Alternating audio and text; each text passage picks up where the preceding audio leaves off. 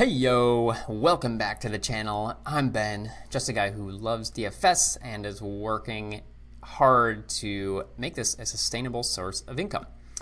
I'm not there yet, but this is me sharing the journey. I know for a lot of you, that's where you're at too.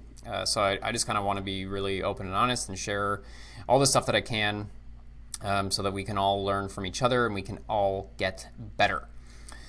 So, big weekend of football. By the way, happy holidays to all of you. Regardless of what you celebrate, it's a nice time of year to just be relaxing, resting, recharging. It's been a hell of a ride, 2020. Everybody's been affected some way, somehow. And so, all my best wishes to you and your families. Hopefully you've gotten to rest, relax, recharge, connect with loved ones in a way that is safe and comfortable. I truly do hope that because, we're talking football here and that's all fun and good, but at the end of the day, there's more to life than football, and this is a good time of year to really sit in that. But speaking of football, lots of football this weekend. I'm doing the short slate lineup review here, played some main slate, and I even played some, it's Monday morning or Monday midday as I'm filming this. I also played a little bit of Sunday night showdown last night with the Packers-Titans, which I'll probably do a lineup review on that too, just because that was I thought kind of a fun slate. But yeah, so for this week, and as you guys know, if you've been following along recently, I've been ice cold. Like I don't remember a 3 or 4 week stretch where I'm literally winning no money. Like, it's horrible. Because you realize how quickly, I had a great start to the year, but you realize how quickly you can lose your winnings if you aren't making anything back on a week-to-week basis. So that's been really hard. It's taken a toll on me mentally, and it just totally has me in a situation where just been struggling to feel confident with the way that I am approaching things, the way that I'm building lineups. I totally just feel like I have the yips, which for any of you that have watched Curb Your Enthusiasm and Larry gets the yips, that's that's the visual that comes to mind for me. But this weekend was better in terms of I at least won something. I still lost just a little bit on the weekend, so I didn't break even. So still a bummer there, but I didn't end the weekend with a complete goose egg. I was able to make back a little bit of what I put out there. So that was big, and it at least feel a little bit more calm, not quite as frustrated, and hopefully it builds going into the playoffs. I'm not a huge Week 17 fan. I'll play a little bit just to have some stuff out there and try to work through my thought process on it. But I just don't love it, so I probably won't play a bunch. Playoff slates I do enjoy. I won. I got 5th place in a 20+ thousand people fair catch Tourney last year to win $2,500. So that was really exciting. And I just enjoy short slates. So I was excited about this slate this past weekend, and which is why I wanted to dig into this lineup today. Because I enjoy short slates and because I think that I actually have more of an edge on short slates than I do on a main slate. For one, the learning curve there is we should always be playing where we have an edge or where we think we have an edge. So this is part of, you have to know yourself as a player. And for me, this is something, and I've continued to fail to capitalize on this. So this is a big takeaway for me after this year, is that I am actually pretty good on short slates compared to most people. The biggest reason why I think is that there's still an edge on short slates because people aren't thinking deep into it, which if you've watched any of my other short slate or showdown videos, you know that I actually like to write out what I like, truly thinking through score by score, what will happen in these games, how many touchdowns will be scored, that type of thing, because a lot of people won't go that deep into it. They'll just choose kind of the best names, the matchups, and go based off of that, as opposed to really looking at the slate as a whole, each game, and because correlation is absolutely key in these lineups and short slates. So we'll see that here as I go through mine, but more specifically as we check out the winners, I would imagine, because I haven't actually looked at that yet. But we have an edge because people aren't thinking through these games, and there's not as much content. So even if you're taking like the afternoon slate on a regular Sunday, that's something that I want to be doing more of, and I just haven't because it's not as fun, right? But I'm not in this for fun. I'm in this to make money. So fun is part of it, but the money, like you have to always, if you're serious and if you're here, it's likely because you care about making money. You want this to be profitable for you. It's not just a casual throw $20 in the Millie Maker and hope you get lucky. This is actually something you're working to get better at, as am I. So we have to find our edge. My edge is in short slates. I'm not doing so well or haven't done so this year. It's something that I want to do moving forwards. So curious for you, what do you think your edge is? Do you agree, disagree on the short slate thing? Hit me up in the comments below. I think this is really focusing on what our edge is the good, the thing that we need to be focusing on, because the edge has decreased because of all the content out there now, but it isn't gone. So we just have to find what our edge is. Okay, into the slate. I played a couple different things here, but I like the fair catch, single entry tourney, $12. I like it because they usually have a couple different field sizes. This one was 2,500, which I like as a kind of like mid-range. It's still very winnable, still something you could take down. You have a decent shot at that, especially because it's single entry. And so there's still a decent win there to take a quick look here.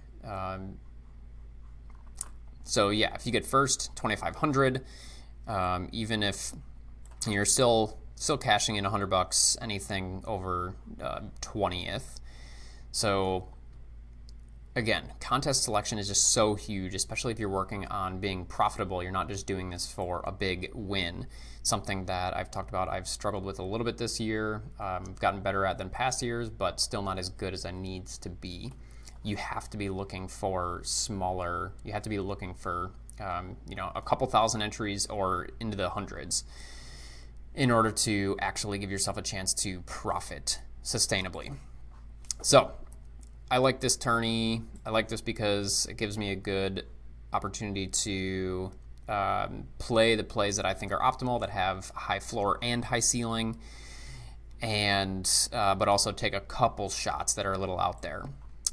So let's talk about what I did well and not so well with this lineup. I really liked Tom Brady and Leonard Fournette this weekend. As I said, I always, on a short slate, 2 or 3 games, even for showdowns too, when you're looking at a single game, it's even that much more important. You have to be looking through how you actually expect these games to play out. The most important thing, I believe, is how many touchdowns are going to be scored in these games. So I wrote down, when I was writing up the Tampa Bay Detroit game, I wrote that I figured the Bucs would score 5 touchdowns and Detroit would be good for like 3-ish. With the 49ers Cardinals game, I was thinking that the 49ers were good for 3.5, 4 touchdowns, and San Fran good for 3. And then finally with the Dolphins-Raiders game, this is where I got the weekend the most wrong.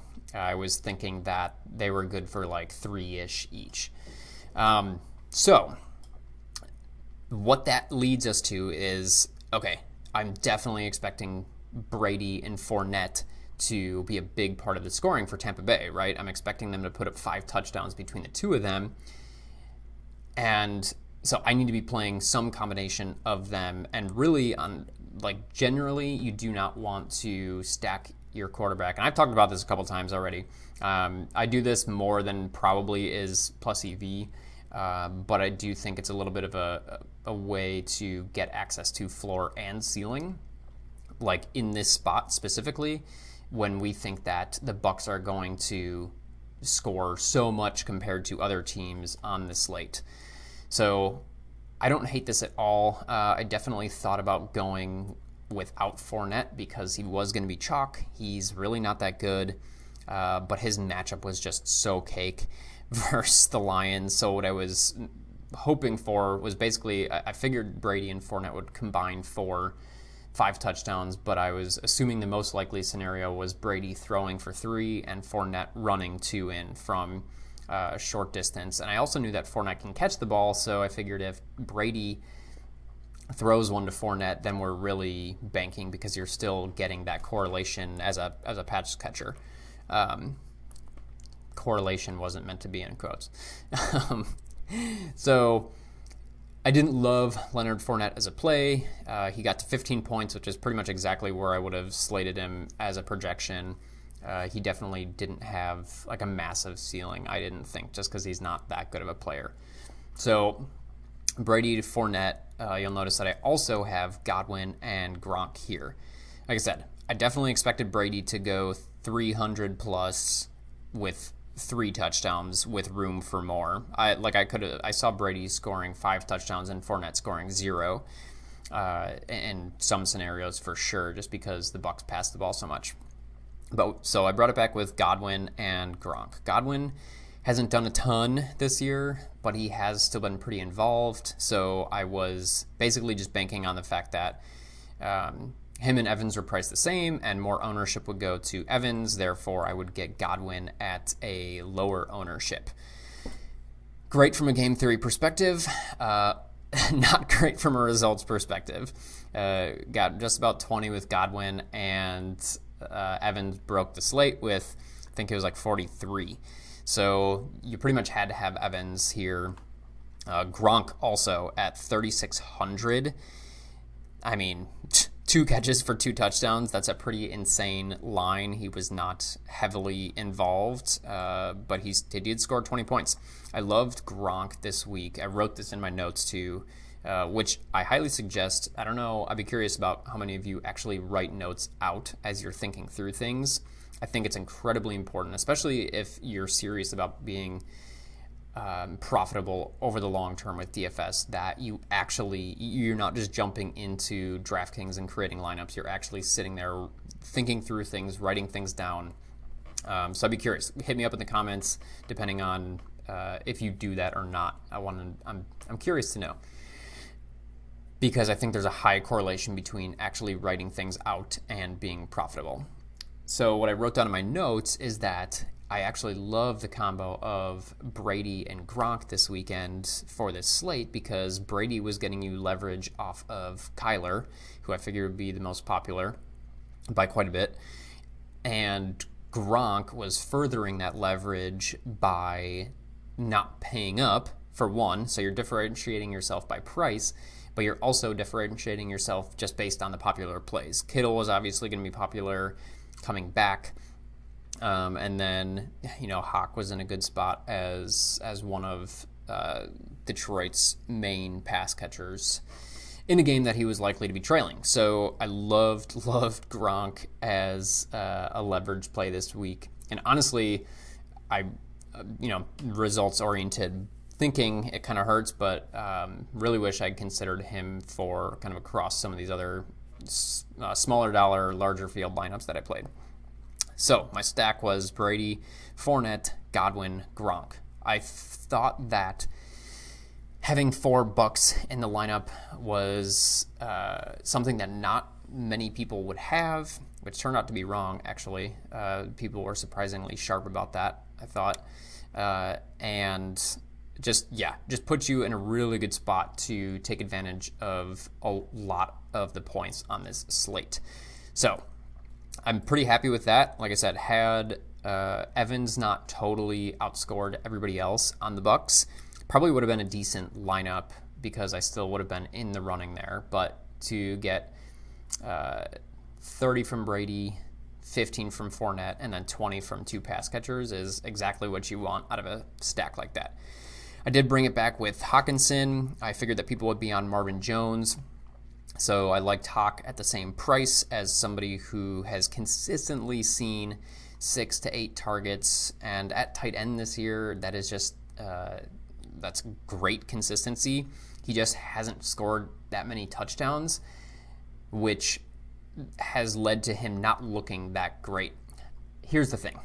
We always wait for touchdown regression, and I've been here with Hawk, as you guys have probably seen, time and again here. The problem is bad teams are going to stay bad. I thought about this as I was using him. I literally was like, I just don't even know that Detroit's not going to get near the end zone, and because touchdowns are so important on a short slate or a small slate like this, that was the one thing I was nervous about with Hawk, and it came to fruition.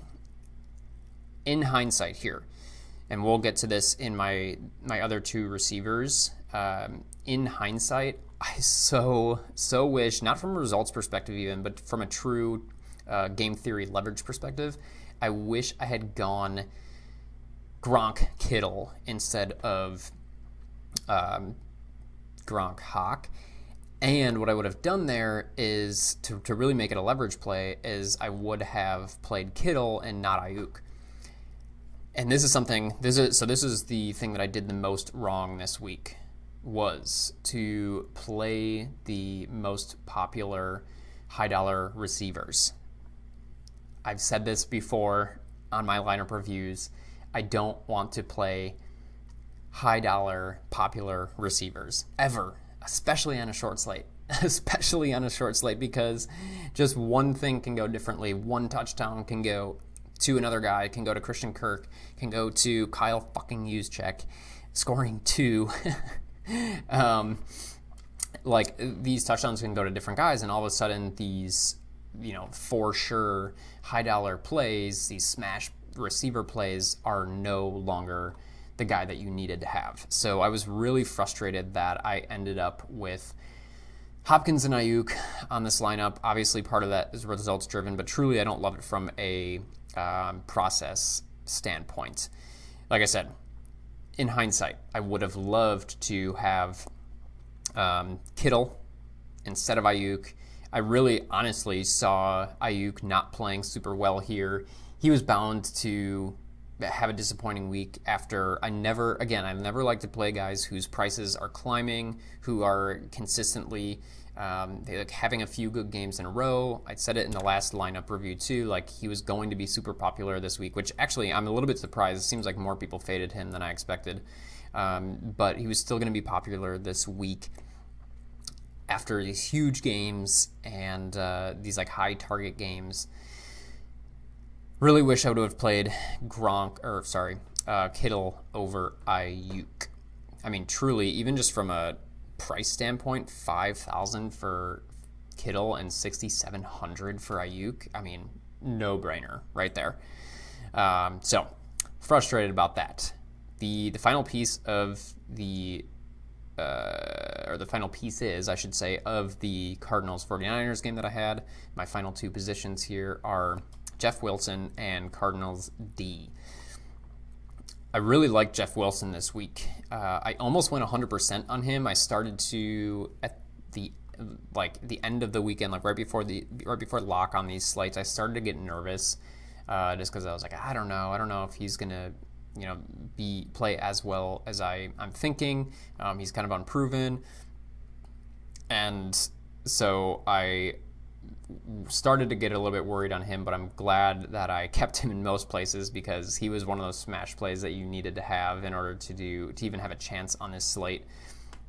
And look, he was a guy who the 49ers already really liked, splitting touches with Mostert. He was getting most of the goal line work already.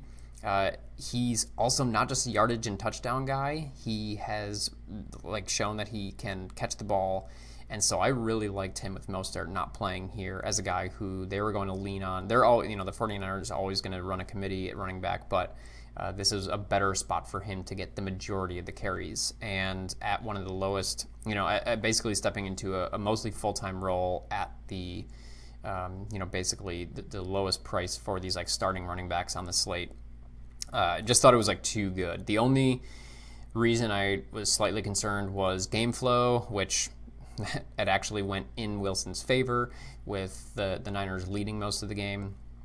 But yeah, loved him.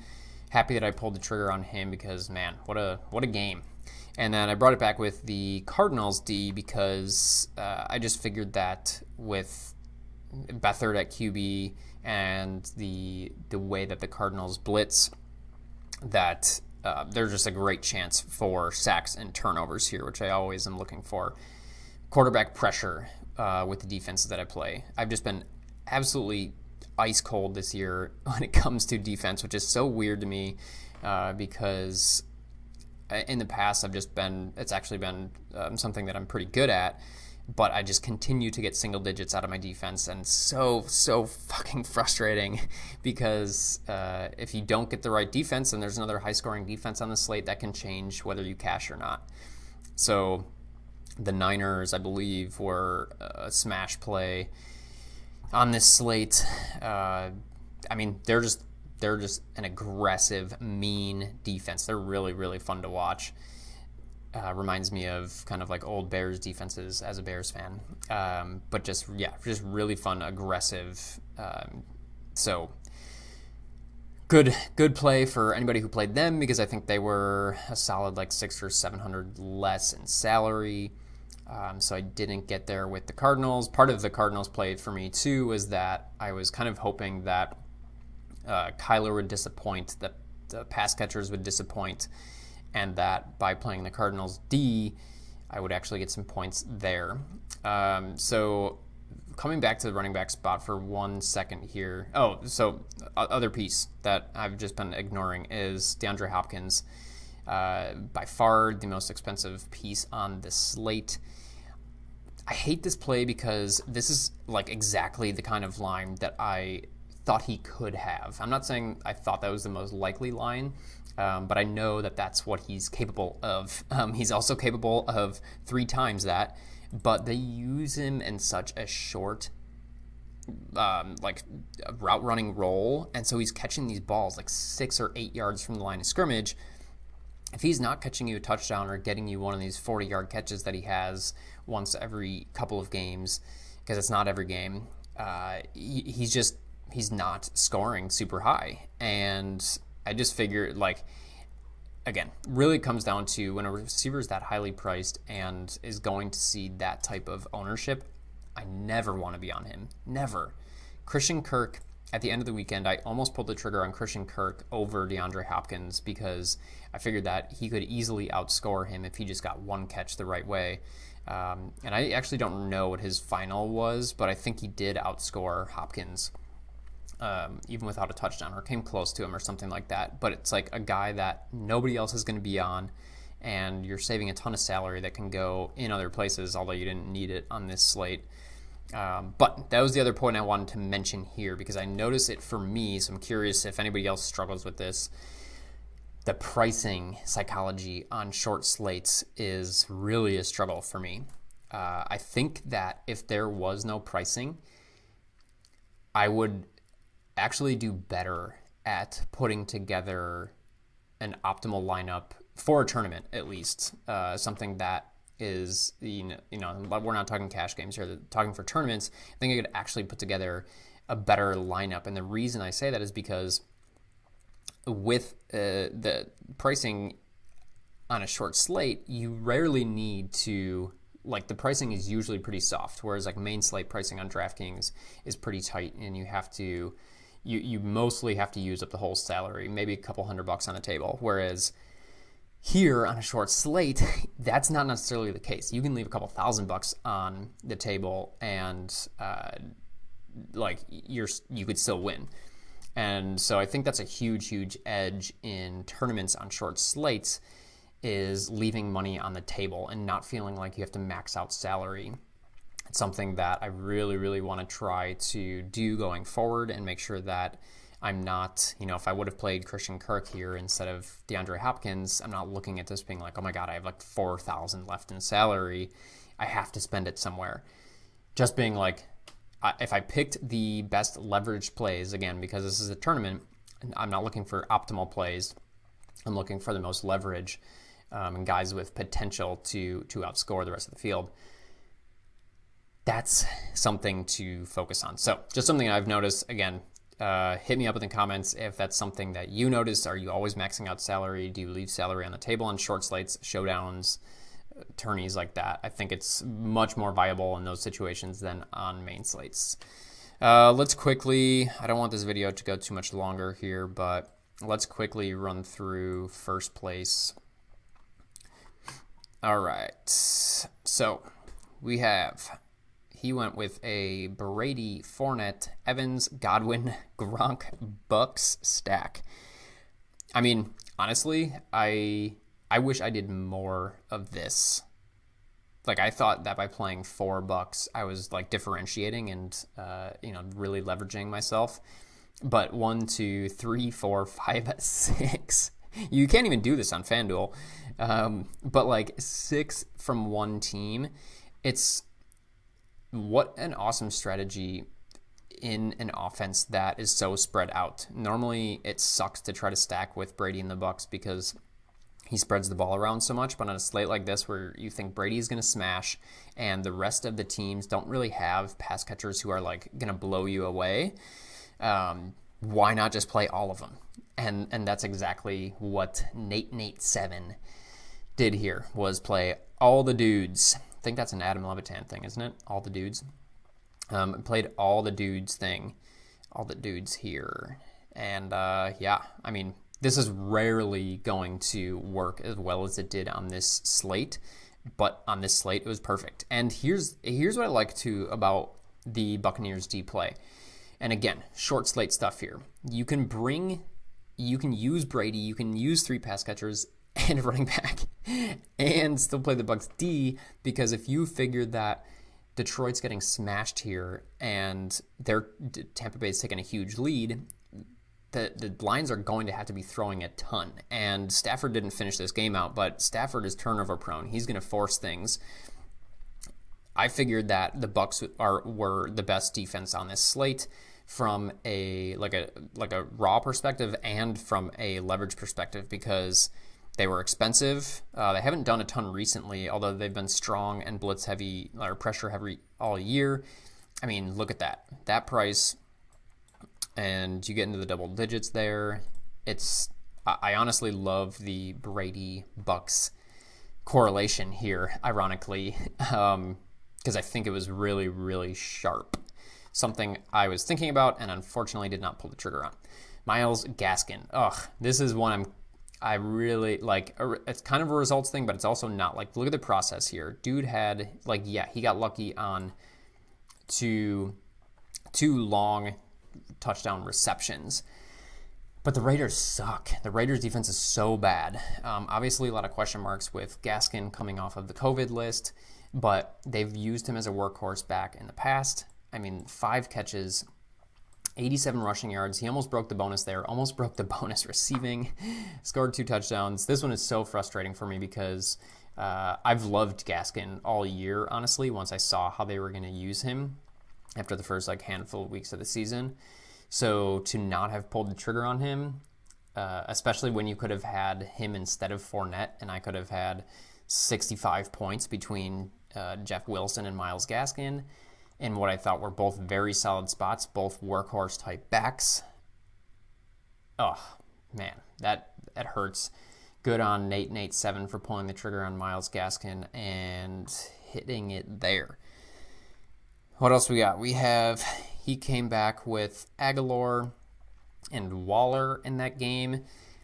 Honestly, damn good play. If you expect the correlation here is that the game didn't really necessarily go this way, but the correlation is basically you're expecting the Dolphins to run the ball, take a lead, and the Raiders to have to be throwing it back with just trying to come back in that game. You got Aguilar and Waller, the two by far the guys getting the most targets on that team. So sharp, I think, to be playing both pass catchers in an offense that they throw to a bunch of guys, but the other guys get 1 or 2 targets each.